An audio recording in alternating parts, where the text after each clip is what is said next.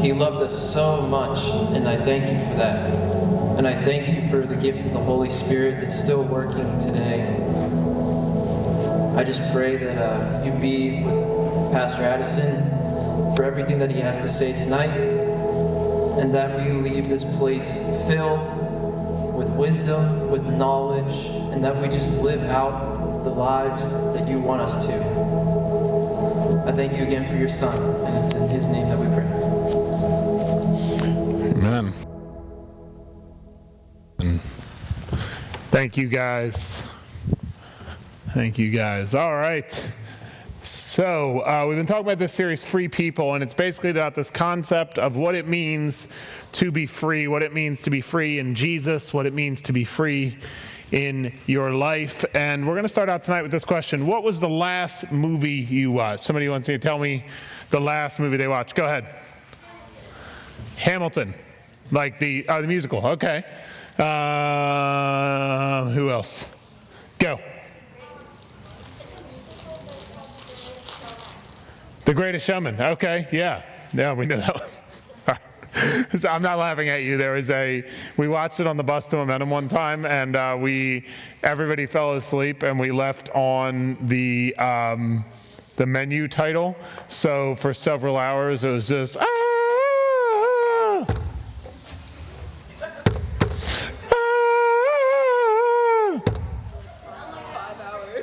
and I woke up several times across the course of 3 hours and heard that song. So, all right, sorry, go ahead.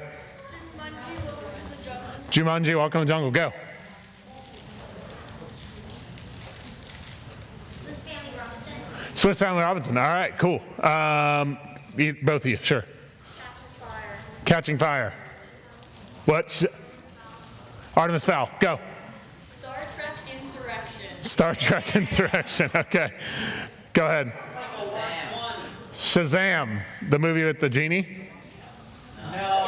Oh, I'm sorry. I'm sorry. The Marvel one, go.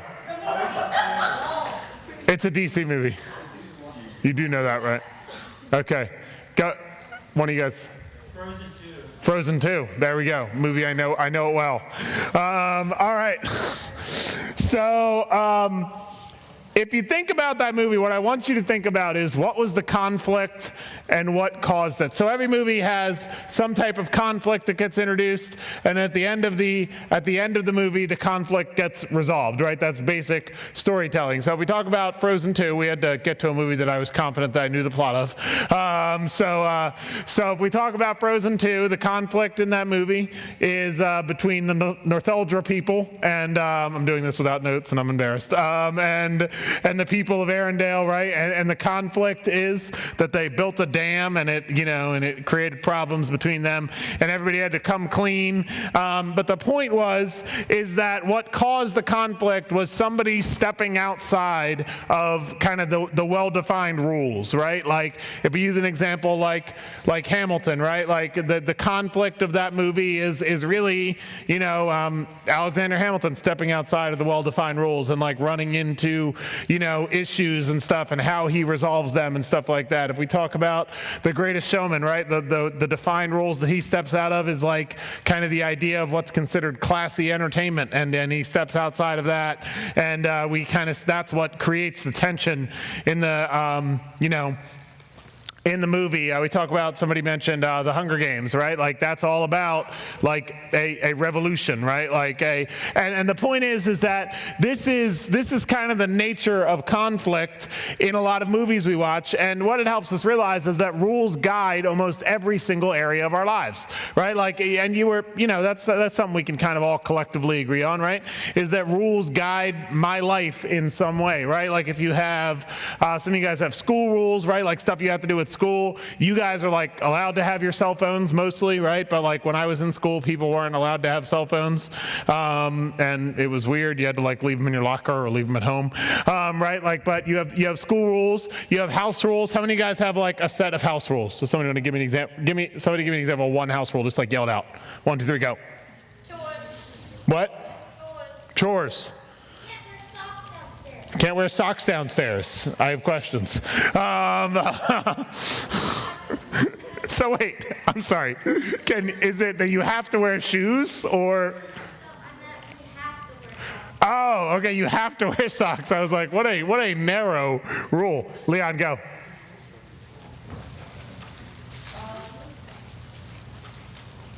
Not jumping on my bed, I want to. Not jumping on your bed. You know, what can happen when you do that is you can fall off and bump your head. You'll call the doctor. Call the doctor. You know what he'll say? Don't jump on the bed. And then you and your 9 brothers will still do it. All right, Caleb, go.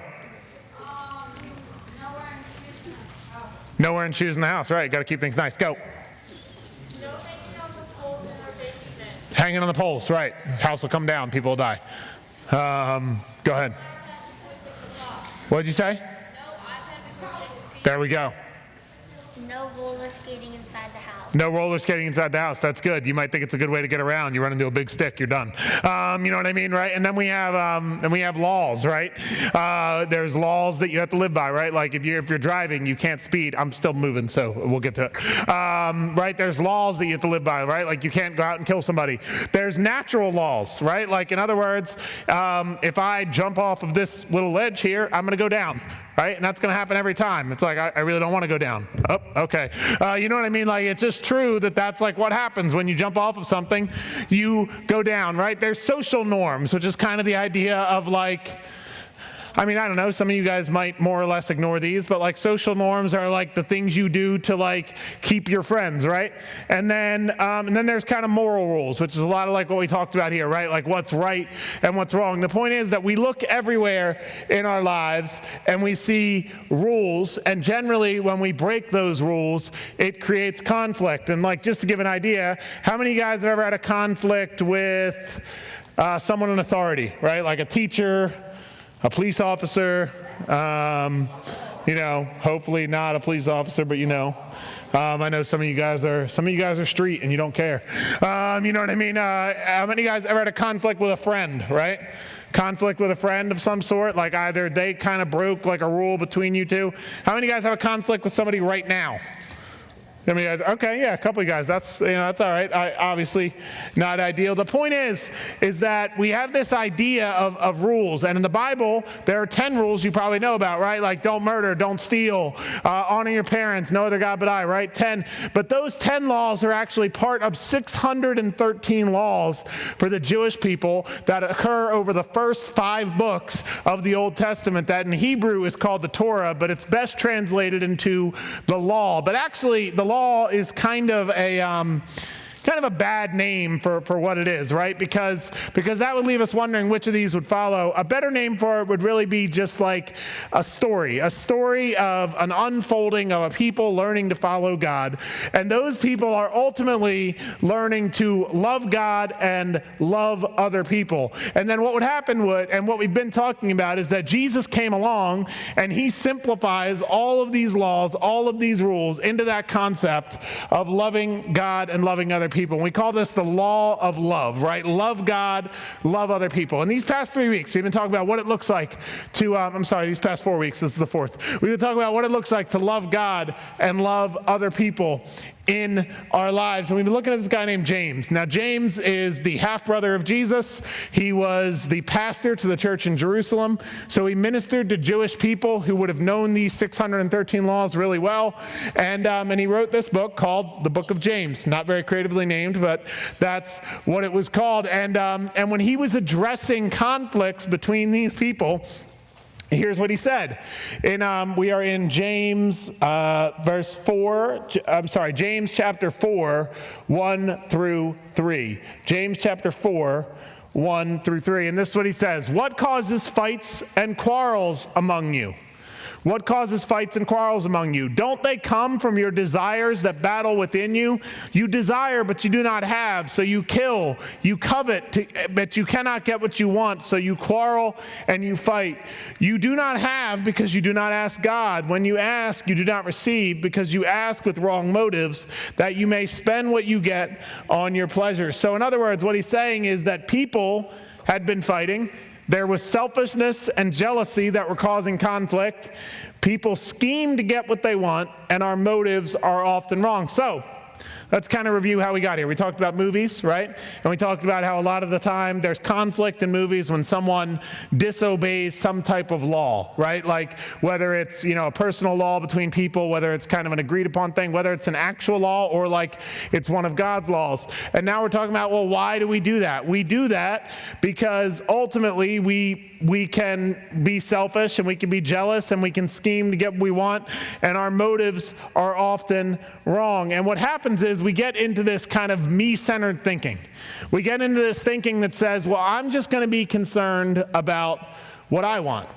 Right? Like, and there's this kind of whole idea that we kind of fall into when we get here, right? Where we say like, well, if just what I want matters, then it doesn't matter what anybody else says, right? Like, well, I can do what I want with whom I want, whenever I want, and nobody should be upset about it because it's ultimately about me, right? And we slip into me-centered thinking, and I think sometimes we call this freedom, right? Like, well, I'm just free. I'm free to do whatever I want. But living entirely for yourself doesn't lead you to the life you want, right? Because like we all know this kind of naturally, right? When I asked you guys to raise your hand if you were in conflict with someone, if you were to like look at that conflict, in most situations, you guys were, in some way living for yourself, right? And that's probably part of what's causing the conflict. Yeah, are there situations where it's entirely Weston's fault? Absolutely. But happens all the time, especially with Weston.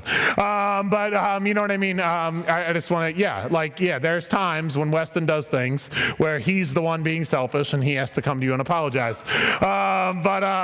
Just as an example, that's just a name I made up. It's not even, is there anybody here named that? I don't, okay. Nobody. All right, good. No, but the point is that living exclusively for yourself doesn't get you what you want, and you know that kind of deep down inside, right? Like if I just treated all of my friends constantly focused on me, eventually I wouldn't have friends. It wouldn't take me long because I only have 5. That was a joke. I'm doing okay.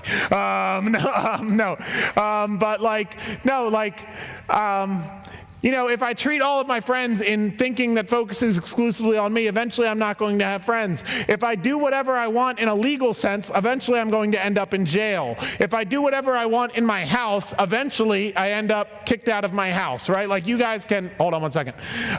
You guys can walk yourself, what is that sound? Oh my goodness. Is it loud out there or just up here? Okay. It's impossibly loud. It is a helicopter. Yeah. Look at that. Did you turn my mic down? Can you not? Check. All right, there we go.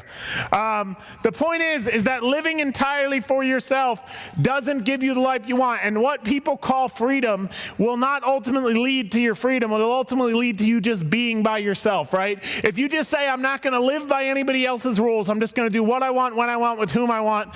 And that's just how I'm going to live. Eventually, you will end up in a place that you do not want to be. But we ask ourselves, okay, what's the alternative? And as you might expect, because you're in a church, if you didn't know that, surprise. Right? Like the alternative is something that Jesus said. Jesus says this, my command is this, love each other as I have loved you. Greater love has no one than this, to lay down one's life for one's friends. And then again, in the book of 1 John 3:16, it says, this is how we know what love is. Jesus Christ laid down his life for us, and we ought to I might have to edit this, hold up. We're going to quick edit, and we're going to just hit it with that backspace. There we go. And again, and then we're going to go like this. Oh, I'm still in the edit window. That'll get you. There we go. All right, this is how we know what love is. Jesus Christ laid down his life for us, and we ought to lay down our lives for our brothers and sisters. So let's talk about Jesus for a minute, right? Because Jesus is this guy who is saying this, is saying that, we should lay down our lives for the good of other people. And I hear kind of so again, reviewing how we got here. Conflict is caused by people people, breaking rules in one way or the other. We have conflict with each other because ultimately we're selfish and we say that I should be able to do what I want with whom I want, when I want, and I'm not going to live by any set of rules, and I'm certainly not going to live by any set of rules for the good of somebody else. But that way of life ultimately leads you to being by yourself. So what is the alternative? And Jesus said to love other people, and Jesus said to lay down your life for the good of other people. And obviously I'm not going to suggest that any of you literally lay down your life, right? But what Jesus is saying here is really significant, because you have to understand who Jesus was, right? Like if you're a Christian, you believe that Jesus is God, right? Like you believe that Jesus is fully God and fully man, which is a theological way of saying that at no point did Jesus ever stop being God, that when he came down as a human being, he was still God. And that means he was literally walking on, and like maybe two people are going to get this, and that's okay. He was literally walking on an earth he created. He was interacting with people that he created. He was interacting in a space that he had authority and dominion over. It would be like if, Josh builds, like you guys build Lego stuff together, right? Yeah, so Josh builds Lego stuff, right? And when he makes a Lego thing, I don't know, what's something you guys made recently? A Batmobile, right? And when he makes a Batmobile, he has complete power and authority over that Batmobile. If he wants to hold it over his head and smash it back into a million Lego pieces, he could do that. Dave would punch him, but he could, no, I'm just kidding. No, but he could do that. He has complete power and authority. If he wants to change something on that thing that he made, he can change it. Now, I want you to imagine if Josh could also become miniature Josh and live in the Batmobile, right? And while he was miniature Josh, he could still control big Josh, right? Like he would be able to live in the Batmobile, and this is the weirdest illustration I've ever given in my life. I'm just stepping out of it for a minute. He would be able to live in the Batmobile and still have authority and dominion over that Batmobile's existence. So, going back to Jesus. Jesus comes to earth as God. He never stops being God. He has authority and dominion over the world that he lives in. He heals people. And that's what makes what he said so crazy. Let's read it again with that in mind. My command is this: love each other as I have loved you. Greater love has no one than this, that he lays down his life for one's friends. In other words, Jesus was different from you and I in that he actually didn't have to live by anyone's rules. Right? Like we've been talking about rules and how they create conflict and stuff. Jesus didn't have to live by anyone's rules. So we ask ourselves, why did he choose to? He chose to for my good and for your good and for our good, right? He chose to in order to forgive us from our sins, in order to help us step outside of our selfishness, in order to give us another option than a selfishness that ultimately leads us within ourselves. Or summarized in one sentence, free people give up their freedom for other people.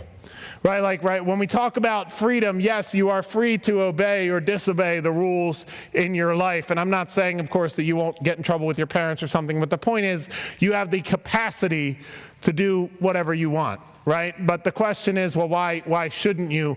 Because when you love people, you give up yourself for their good, right? You give up your right to do, you give up your right to be, you give up your right to say. And in conflict, the question I have for you is, when have you put others first? And when have you put yourself first? When have you put others first, and when have you put yourself first? So when we think about conflict in our lives, and maybe we've broken some set of rules, maybe we haven't, what would it look like if in your life, when you experienced conflict, instead of saying, well, I got to make sure I defend my thing, right? Like I'm right and they shouldn't be mad about it, and I'm just going to make sure they know that. What if, instead of taking that approach, you said, you know what, Jesus, who created heaven and earth, who created the world that he walked on, and chose to walk among his creation with power, dominion, authority, and control, and chose to love those people, and it chose to live under really a set of rules for my good and for the good of people around me. What if, when I approach conflict, I said to myself, you know what, I'm going to lay down my power, I'm going to lay down my strength. I'm going to lay down maybe my agency. I'm going to lay down myself for the good of people in my life because it's what Jesus did for me. Now, I don't usually do this. We're going to close with a video from probably one of my favorite preachers, and the worship team's going to come up while this video is playing. But I want you to focus in on what she says because I think she really nails this concept. So as soon as that video is ready, I want to fade. Can we fade lights down? Is that possible? Or it'll come up. It'll be good. We just got to make sure. We just got to make sure we have the volume up. So let me play this video for you, and then I'll be right back. Who not only has the ability to do whatever it is that he pleases, like creating the universe with the breath of his mouth, but he's also a God who has the right to do whatever it is that he pleases, like have mercy on whomever he chooses. We don't have the mental ability to understand that kind of power. There are a lot